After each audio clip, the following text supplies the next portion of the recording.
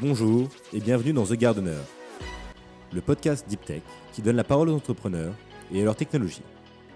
Je suis Adrien Mauduit, analyste chez Carotte Capital, fonds d'investissement early stage dans l'innovation.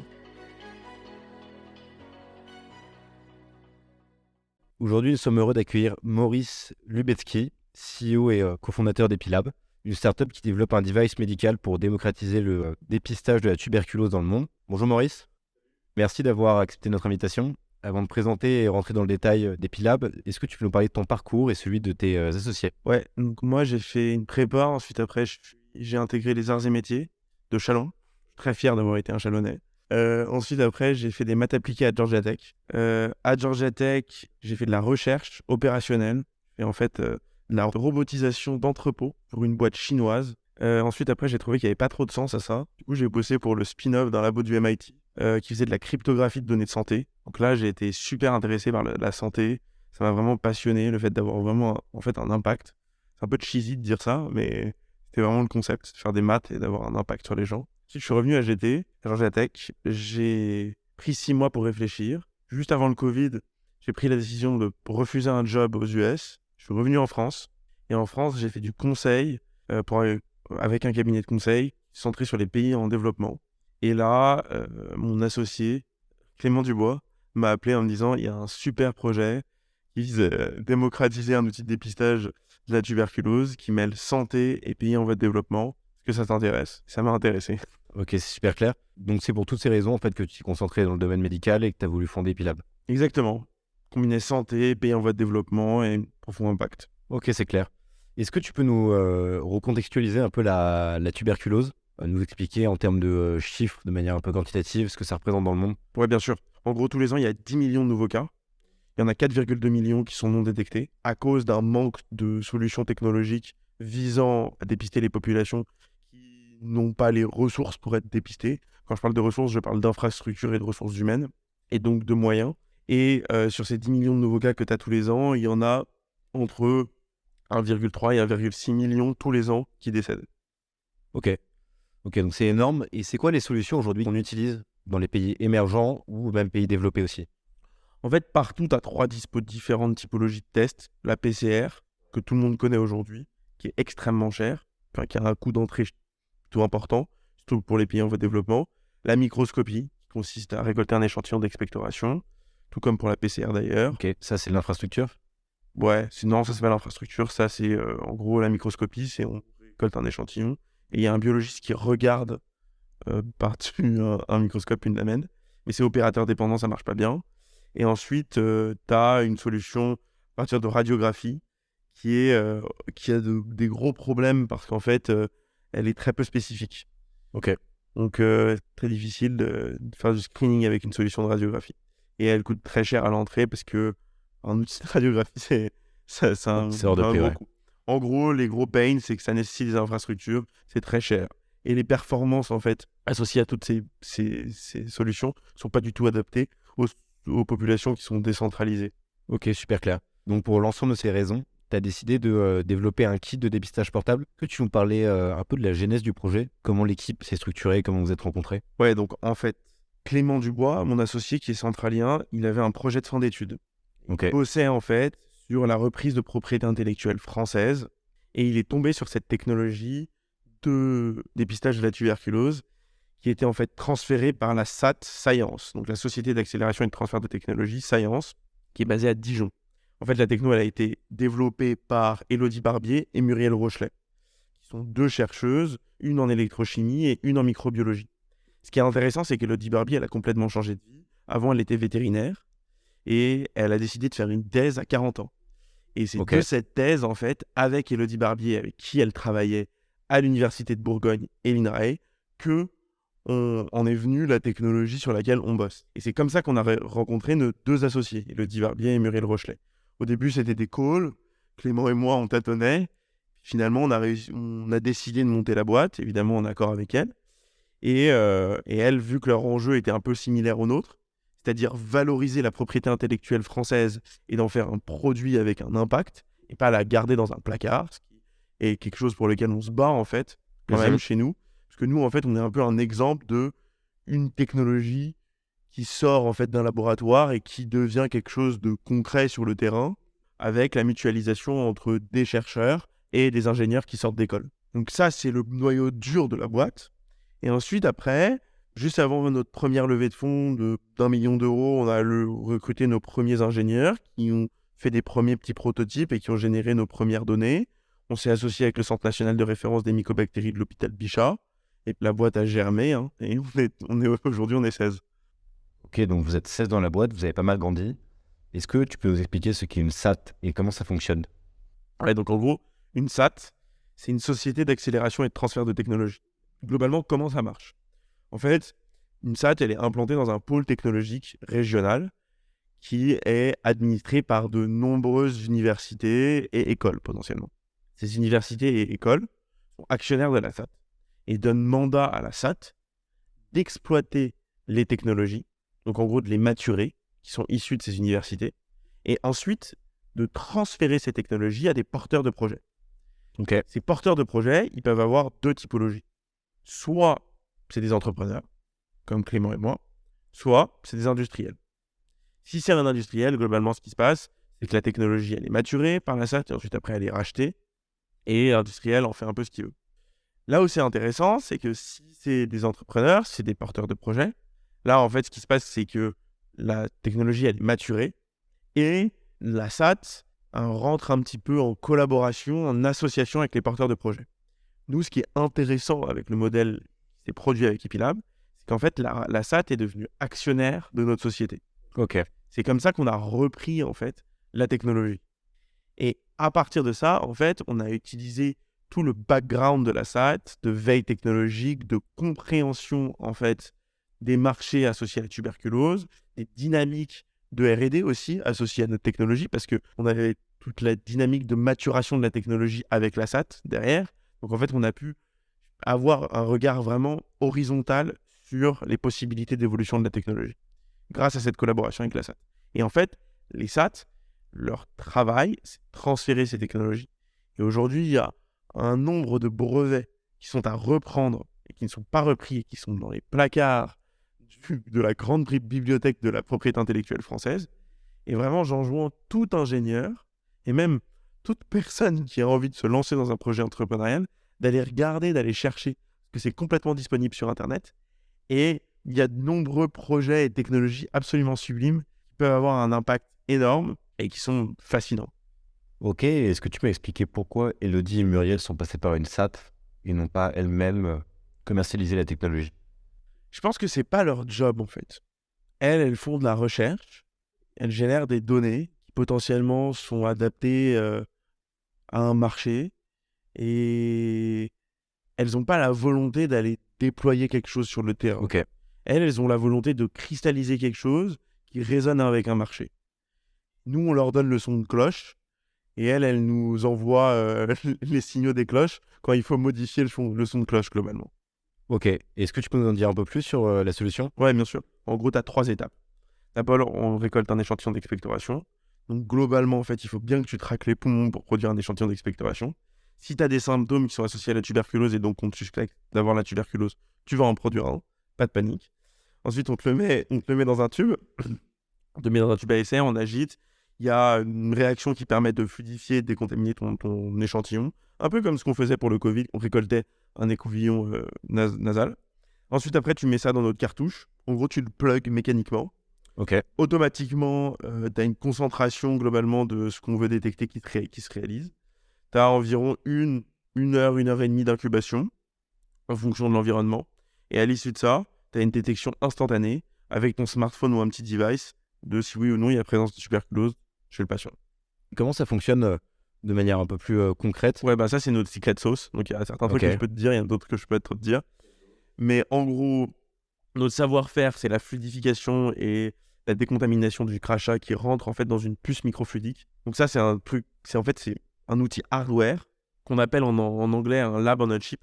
En gros, c'est une sorte de petite carte de crédit, sauf que sur la puce, au lieu qu'il y ait des transistors qui se parlent entre eux, bah nous, c'est des petits réservoirs avec des échantillons d'expectoration, donc en fait, ton fluide ou le fluide du patient qui se parlent un peu entre eux avec différentes réactions. Et en fait, ce qui se passe, c'est que nous, on a développé une chimie qui va être spécifique de la tuberculose et qui va être détectable par électrochimie. En gros, ce qu'on a développé, c'est le glucomètre des diabétiques, mais pour la tuberculose. Ok, c'est clair. Et c'est quoi les taux de fiabilité que vous arrivez à obtenir aujourd'hui sur votre produit? Pour l'instant, les premières données qu'on vient de publier, c'est 89% de sensibilité et 79% de spécificité. En fait, là, on a développé une nouvelle technologie qui nous permet drastiquement d'augmenter notre spécificité. Technologie hardware dont je parlais, la secret sauce, qui permet globalement d'augmenter de 10 à 12% la spécificité. Est-ce que tu peux expliquer un peu la différence entre la spécificité et la sensibilité? Parce que c'est des notions qui ne sont pas forcément claires pour tout le monde. Ouais, bah c'est hyper simple. En fait, quand tu veux faire du screening, qu'est-ce que tu veux faire? Tu veux éviter de rater les positifs. Donc en fait, la sensibilité, c'est la capacité à un test de faire le tri et de rater aucun positif. Donc ça veut dire d'avoir le moins de faux négatifs possible. Ok. Spécificité, c'est l'inverse. En gros, tu veux avoir le moins de faux positifs possible. Voilà. Donc en gros, dans un sens, tu veux globalement traiter le maximum de personnes pour la sensibilité, même si globalement, malheureusement, tu vas traiter des gens qui ne l'ont pas. Mais globalement, comme ça, tu seras sûr d'avoir le plus grand nombre de personnes qui l'ont, qui sont traitées. Et donc, tu vas diminuer la capacité de la maladie à se propager. Et dans l'autre sens, globalement, tu vas faire un tri qui va être effectif. Ok, est-ce qu'il y a une obligation aujourd'hui, France, en Europe, on va dire des steps à atteindre en termes de pourcentage de spécificité, sensibilité? C'est un peu difficile de te répondre. En gros, aujourd'hui, les standards de sensibilité et de spécificité, ils sont atteints par la PCR. Et globalement, la PCR, elle est ni portable, ni simple d'utilisation, ni peu chère. Donc en fait, les nouveaux standards, ils sont à discrétion de l'OMS. Ok. Mais pour te répondre quand même, l'Organisation mondiale de la santé, l'OMS, a mis en place des Target Product Profile, un peu comme elle avait mis en place des Target Product Profile pour les tests Covid, que de nombreuses entreprises essaient de fitter, qui sont un cahier des charges extrêmement complexe, que nous, on arrive potentiellement à fitter à peu près à 90% des critères. Et sur la sensibilité et la spécificité, on fit. Mais c'est très difficile de te répondre exactement. Parce qu'en fait, on n'est pas à l'abri d'avoir un test qui explose tous les compteurs dans un an ou deux et qui, en fait, est bien meilleur que le benchmark que l'OMS a fait, de base. Ok. Et le benchmark de l'OMS, il est autour de combien? L'OMS, pour un test portable aujourd'hui, elle veut une spécificité à 80% et une sensibilité à 90%. Donc, globalement, nous, Vous êtes plutôt dans les clous, voire un peu au-dessus. ouais, c'est ça, on est dans le délire. Merci Maurice, c'est clair. Est-ce que on peut s'intéresser un peu à l'avenir maintenant? Quelles sont un peu les prochaines étapes pour Epilab? Ouais, bien sûr. Donc là, en gros, on a un premier jalon qui a été réalisé, on a un prototype, on a une team de R&D qui a matérialisé ce prototype. Maintenant, il faut que ce prototype il devienne industrialisable et il faut que on optimise une dernière fois notre technologie pour améliorer cette spécificité dont j'ai parlé préalablement. On va faire une première étude clinique. En gros, on s'associe avec l'Institut Pasteur du Cameroun et le Programme national de lutte contre la tuberculose camerounais, qui s'inscrit en fait dans toute la lutte contre la tuberculose de l'Afrique de l'Ouest, où on va faire nos premières études cliniques. À l'issue de ces premières études cliniques, on va avoir des données. Si elles sont concluantes et qu'on valide le bénéfice médico-économique et les performances analytiques de la technologie, on va faire une plus grosse étude, qu'on appelle une étude multicentrique. Globalement, c'est une étude qu'on fait sur 5 à 7 pays. Ensuite, on a un marquage OMSien. Puis ensuite, après, on commence à vendre. Globalement, on commencerait à vendre d'ici 2026. Et entre tout ça, bien évidemment, il y a le marquage CE. Et le marquage FDA potentiellement. Ok, aujourd'hui vous êtes accompagné ou vous avancez tout seul? Non, on est accompagné Par qui? par une boîte qui s'appelle Isocell Consulting. J'avais cru voir aussi qu'il y avait la Bill Gates Foundation. Ouais, on est en relation avec eux. On n'est pas de manière officielle accompagné avec eux. Ça se matérialise comment en fait cet accompagnement? En fait, on n'a pas que la Gates, on a de nombreuses personnes avec qui on échange. La Foundation for Innovative New Diagnostics, FIND, Unitaid, l'OMS, comme tu l'as dit, la Gates. On a échangé aussi avec Médecins Sans Frontières. Il y a de nombreuses institutions qui nous ont signé une lettre d'intérêt. On n'a pas des partenariats globalement effectifs. Mais en gros, l'idée, c'est qu'on fait des allers-retours avec ces institutions qui comprennent en fait le besoin terrain. Et on essaie d'optimiser en fait le produit pour qu'il soit en phase avec ce dont on a besoin, quoi. Il y a eux, ça c'est des grandes instances internationales. Donc ça, c'est plus stratégique. Ensuite, après, il y a un truc plus terrain. En fait, on est en relation avec de nombreuses ONG, des programmes nationaux de lutte contre la tuberculose, donc des gouvernements, en fait, en soi. Et c'est pareil, en fait. Là, on leur demande qu'est-ce qu'eux ressentent sur le terrain. Comme ça, on a les deux bouts. On a un bout stratégique qui est un petit peu stratosphérique, celui que je viens de décrire avec les fondations et tout. Et on a un bout très opérationnel sur le terrain qui nous permet, ça croise un peu toutes ces informations et on fait la moyenne, quoi. C'est quoi les leviers de croissance, d'amélioration? C'est par exemple le temps d'analyse que va prendre le device. Tu disais tout à l'heure que c'était 1 heure et demie. Est-ce que l'objectif, c'est de le raccourcir à ce que ce soit quasiment instantané ou 5 minutes? Tu parlais de sensibilité, par exemple. Est-ce que l'objectif, c'est d'atteindre les 99%? Les leviers d'amélioration, c'est sur la spécificité, comme je l'ai dit, et sur le temps. Tu as raison. On est capable de diminuer le temps. Donc, on est en train d'optimiser ça pour avoir exactement le bon temps d'incubation qui va nous permettre d'avoir les meilleures performances analytiques. Ok. Et ça se matérialise comment, ces améliorations? En gros, on a un hardware qui est Ok. basé sur des technologies de microfluidiques et qui permet de concentrer ce qu'on veut détecter. Le mieux on concentre, le plus on va vite et les meilleures performances analytiques on a, globalement. Ok, merci. Je pense qu'on a bien éclairci la partie produit. On a vu que tu avais monté un projet il y a quelques années. Qu'est-ce que tu en as retiré et comment ça t'a été pour Epilab? Tu parles de la boîte que j'ai montée avant Georgia Tech. Yes. En fait, ce que je retire de ma première expérience entrepreneuriale, c'est de monter un projet from scratch, de croire en une technologie, de croire en un marché qui n'existe pas et de me lancer direct, lever de l'argent et être aux portes de ma clientèle, c'est-à-dire globalement valider mon marché directement avec mes clients, c'est-à-dire ne pas trop me poser de questions sur comment est-ce qu'on va réussir à faire la technologie. On est au 21e siècle, on développe toutes les technologies qu'on veut, mais être sûr et certain que le pain est présent et qu'on y croit, nous, à la résolution de ce pain. Et en fait, c'est ça que j'ai fait pendant ma première expérience entrepreneuriale. Identifier un pain, avoir une techno et le résoudre. Et globalement, cette capacité un petit peu réactive, c'est ce qui m'a permis directement de me plonger dans le projet de la tuberculose. Et en fait, ce qui est intéressant, c'est que mon associé Clément Dubois, lui, il n'avait jamais eu d'expérience entrepreneuriale. Il était en dernière année de Centrale. Moi, j'avais déjà monté une boîte, lui pas. Et la mutualisation de son regard naïf et de mon regard un petit peu cartésien sur comment est-ce qu'on monte une boîte, même si j'étais resté que 1 an et demi dans une boîte et que j'étais après aller faire de la recherche aux US, bah finalement, ça a fait boum. Et ça a fait boum de manière très positive. Ok. D'une manière saine, en fait. Parce qu'en même temps qu'on se posait les bonnes questions, on allait vite parce qu'on répétait pas les erreurs que j'avais réalisées pendant ma première boîte. Que tu pourrais donner les best practices que tu as retenues de ta première expérience? Outsourcer tout ce que tu sais pas faire. Ça veut dire, en gros, tout le juridique, tu l'as outsourcé, t'essaies pas de le faire tout seul. Il faut être hyper carré sur le juridique et il faut comprendre très bien, mais il faut pas le faire soi-même, ça sert à rien. Faut pas perdre de temps. Aller direct vers le client et pas trop se poser des questions sur sa techno. La techno, ça vient après, quand même. Se poser plus de questions sur la traction, ça revient avec le client, mais se poser plus de questions sur la traction que sur comment est-ce que je vais réussir à lever de l'argent. Globalement, si tu as une bonne traction et que tu as une bonne compréhension de ton marché, tu vas réussir à structurer un bon BP et à lever. Et voilà, c'était 1 an et demi d'entrepreneuriat, pas 10 ans. Ok. Et est-ce que derrière, tu as un objectif avec Epilab de lever des fonds éventuellement? Est-ce que tu prévois un roadshow?